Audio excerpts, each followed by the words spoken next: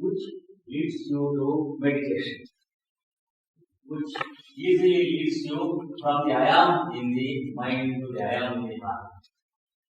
Select such a picture if you can get for yourself. It is not for others to prescribe a picture to you. You have to try which picture leads you into meditation. See what color combination leads you to meditation. See what sounds lead you to meditation. And then take advantage of it and go into meditation. This is the third aspect which you are to practice. It is called in Sanskrit Abhimata Dhyana. Patanjali advises Abhimata Dhyana also. The fourth practice which you have to do in yoga is the proper use of heart, word and deed. This is the next thing to practice. Next thing is not one after the other, but they are to be practiced simultaneously. Because Patanjali says that the life of human span is limited. So, the physical body lives only for a limited number of years. And you have to take advantage only when it is in perfect order. There is no use of beginning to practice yoga when the body has grown completely sick. So, begin to use words in a positive way. If your conversation encourages people, and if in no way your use of words discourages anyone, and if it does not insult anyone or excite anyone, then you are a yoga practitioner. So, begin to practice such a type of speaking. There should be something to know from your conversations. The other fellow should feel expansion of consciousness while you are speaking, and comfort and happiness while you are speaking. This is one aspect. Positive thinking is the second aspect. If anyone is at fault, immediately remember that you too are at fault sometimes. Then your nature of irritability gradually decreases. If you feel that someone is not good, if you want to speak of him bad, speak only to him and not to others. That too, not in the presence of others. And with great love and compassion, call him into loneliness. Speak to him that he is wrong. Ask him, let him rectify. If you are mistaken and if you are wrong, ready to get rectified. A complex when other person finds out defects in you. This is what is called positive thought according to yoga practice. Never think bad of anyone, but talk to him if at all there is anything bad. Talk to him only in loneliness. You have no business to insult anyone or think bad of anyone.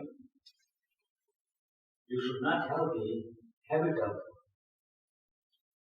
remarking bad about anyone or going on commenting something bad about anyone behind his back when he is absent. This nature should be erased from our nature. Then you are automatically positive in your thought. Then deeply. If what you do can help others, then that is good. comes to. It causes happiness to others and satisfaction to others, which is not false satisfaction. And if it at the same time satisfies you also, then it is called a positive feeling. So, practice these three aspects. It is called in Sanskrit. The word tapas means purification. Sometimes it is wrongly translated as retreat and penitence. Penitence is different from tapas. Sometimes it is wrongly translated as penance. Penance is something different from tapas. Tapas is exactly what I narrated now, because that is how it is defined in the Bhagavad Gita and other texts. So you practice tapas, and then next thing to practice is daily read a few lines from any scripture you like. Let it be a very few lines, not many, because a speedy reading will never help you. If you read, love thy neighbor as thyself, let the sentence begin to live with you. Otherwise, you will begin to question who is a neighbor. You know, some fellow questioned Jesus Christ. But who is a neighbor? When Christ taught, love thy neighbor as thyself. A fellow asked, who is a neighbor? That means he wants to avoid. He is not ready to practice. What was the answer given by the Christ? He never gave an answer, but he gave a story as an answer. The story of the Good Samaritan. After the story narration is finished, he smiled and said, he is the neighbor. I is the answer. So, we have to practice loving the neighbor. Instead of reading the sentence and going to the next sentence, you can as well spend some more time on the same sentence. Let each sentence in the scripture be a magnet, and let you be a piece of iron. Let the touch be complete, because it is induction that is required, not understanding. There is nothing to understand in yoga practice, there is only something to do. Similarly, in the scriptures, there is nothing much to understand. There is much to assimilate and try to practice. So, this is the next thing to practice while you are practicing yoga. Finally, there is one step which directly leads you to the yogic consciousness.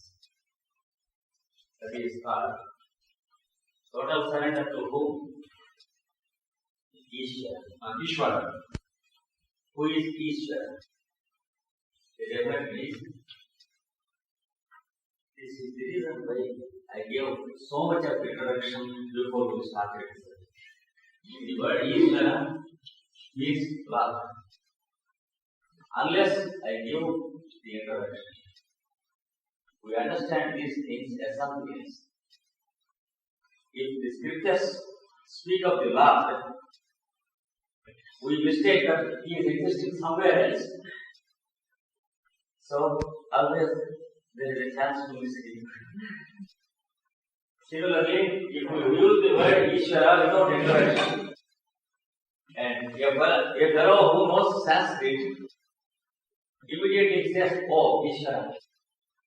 And always there is God-like room in his heart.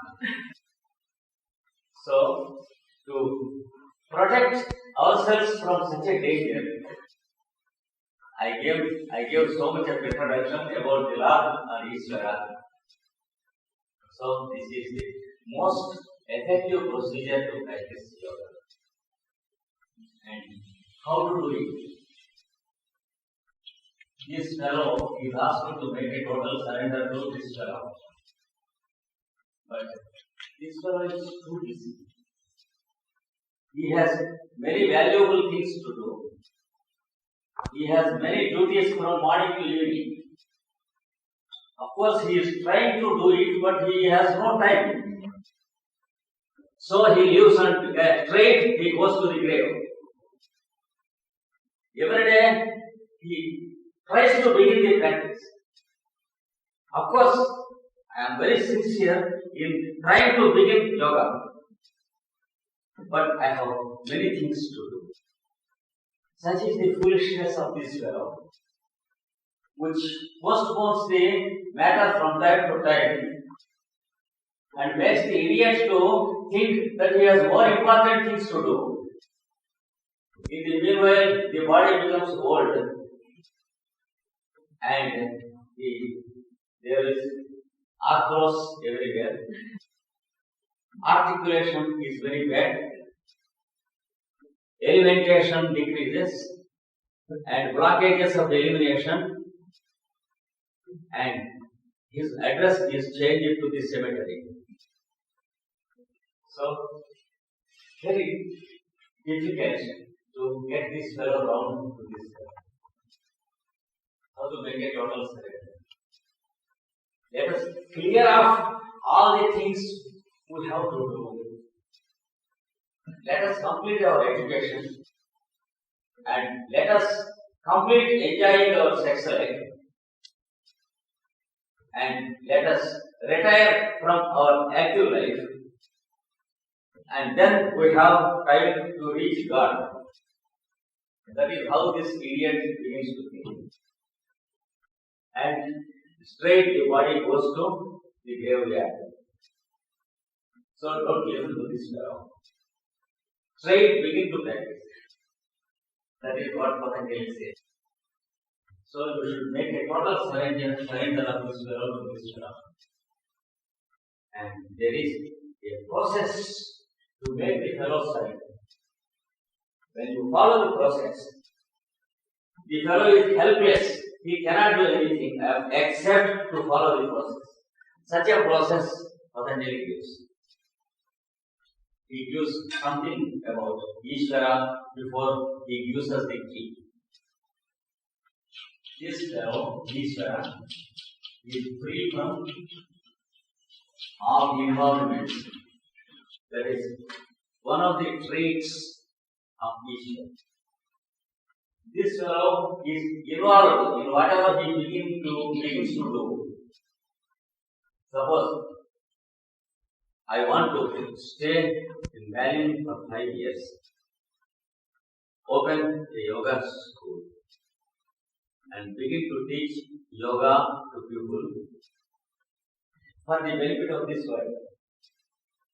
That is how every fellow thinks. And then I opened the yoga school. I wanted to do it for 5 years.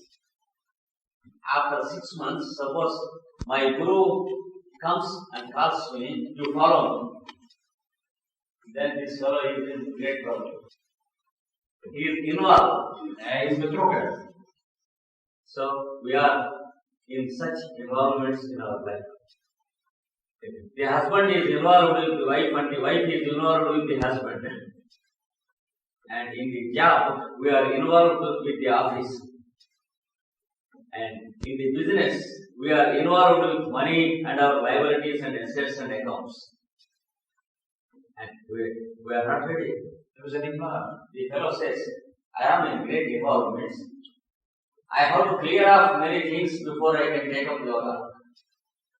But before he clears off, he dies. So, this fellow is free from all involvements. See how fearlessly he quits the body the moment the body is unfit. He is such an aristocrat. The moment the body is not useful, just comes out of it.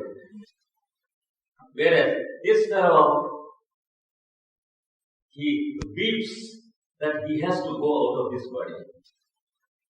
He says, Still, I have many things to do, but I am dying. So he dies weeping. Even though he is allowed to live in this body for 100 years, still the fellow is not satisfied. Still the fellow has something to do to his wife and children, or something to his money and property and houses. So he is damn afraid. He weeps. So every fellow is afraid of death. This fellow knows that there is no death. He can step out easily, and he knows that he is privileged to have a new and fresh body anytime. He knows that nature has given us death only to have a better body. So he is free from all involvements, free from afflictions. Nothing troubles him. This is another aspect. And with him exists all-knowing nature. Because he is light. He knows everything. This fellow has to learn everything. This fellow knows everything. This fellow has learned one after the other. And this fellow knows everything simultaneously. Of course, we do not believe him so easily because we do not know.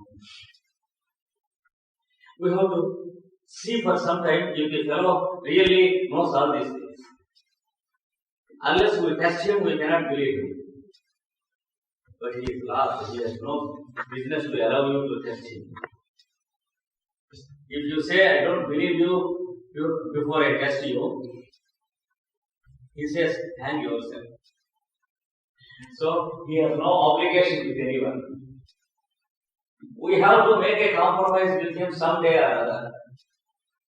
And if at all we want to surrender to him, we have to make an unconditional, total surrender without knowing his greatness and without understanding him. He only goes into yoga who believes God without looking for the greatness of God. The fellow who wants a proof will live like a dog even for thousands of births and rebirths. Even then, he has to surrender without a proof. Blessed are they who believe. That is what the Christ says. We should understand the meaning of it.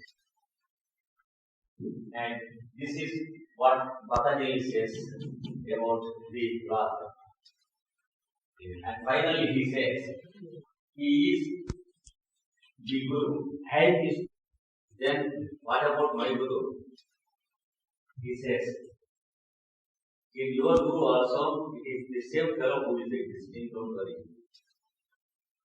And even the Guru of your Guru also had the same fellow as his Guru. And Patanjali says, he is the Guru of Gurus. It is not flattery or extolling, but it is a truth which should be properly approached and understood. And he says, he is the Guru of even the earliest Gurus of mankind. This is because even the earliest human being had this fellow in his heart. Because without I am consciousness, nobody lives on this earth. So you will properly understand there is only one Guru and no many Gurus. And there are many forms to the one Guru. And our Guru is one of those many forms. Just as when there are so many lights in this room, there are so many electricities. Like that. So, Guru is like electricity. And our Guru is like an electric light. This is what Patanjali makes us clear. Now, how to make a total surrender? He says, I say, know his call. Know how to call him. Wait, who and the you should know the word that should be used to call him. You know, first there was the word, AIDS was the word. Use that word and call him.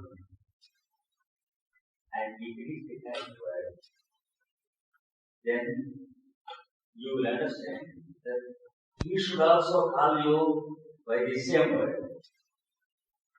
Here lies the one secret of all religions. Here lies the major key of yoga practice. What is the word you have to use? The word is known by this letter. We are not different how it is the word. Why it should be Om? Why it cannot be a tum or come? Come. Why not any other sound?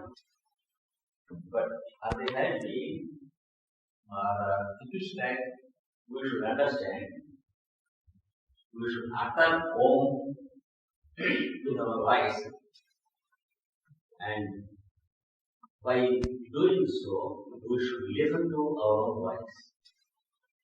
This is the process. I am repeating once again. We should utter Om in a proper way, trained by one person, trained under one person. And while uttering Om, we have to listen to our own voice. Then this fellow, this begins to take his journey to this fellow. A peculiar change begins to happen. When we utter Om, begin to listen to it, and not begin to that, we know that we are uttering it. But we come to know that we had the idea to utter it at first. Before the utterance, we had the idea to utter it. And before the idea to utter it, where was the idea that we should utter it? Suppose I said, I want to utter Om. Unless I think like that, I cannot utter. And before thinking like that, where was this idea? It is not there in me. But it came to my mind that I should utter. Where from it has come to my mind? Immediately. When you think a little and tell me where from it comes to the mind. You see waves in the ocean. Before the wave begins to rise in the ocean, there was no wave, there was only ocean. And then a wave began to rise. Where was that wave before? Can you tell me? From here it starts. Then we feel, let us utter. It is true with every sound we utter. Suppose I say, this is a watch. Before uttering it, in my mind I should say, this is a watch. And before I say in my mind, this is a watch, there was no idea in the mind at all. Suddenly it came there. Suppose I want to take this watch from the book. I should get the idea, I want to take this watch. Then only I can take it. But before I got the idea, where was the idea? Am I the master of that idea? Are you the master of your thought before your thought came to your mind? Here lies the secret of all secrets. Every minute, every second, thoughts are being granted from the I am in the heart. And then they are sent to this fellow. Then the fellow gets the suggestion. then only he has an idea to do something or not to do something. So, scientifically speaking, remember it is the Lord who is responsible for doing something or not doing something. It is the Lord who decides, not yourself, whether we wanted to gather here or not. It was the Lord who decided, not ourselves. Whether we wanted to go somewhere or not, it was the Lord who decided, not ourselves. But in our vanity, we are not ready to accept it. We feel that we are thinking our own thoughts. And we believe that these are our thoughts. No doubt they are our thoughts after they came to us. After we eat, it is our food. Before we ate, it belonged to the tree or the plant or the animal. The thought and word.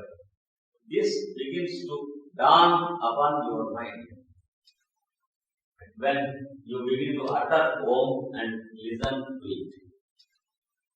So you will start it as your call of the Lord.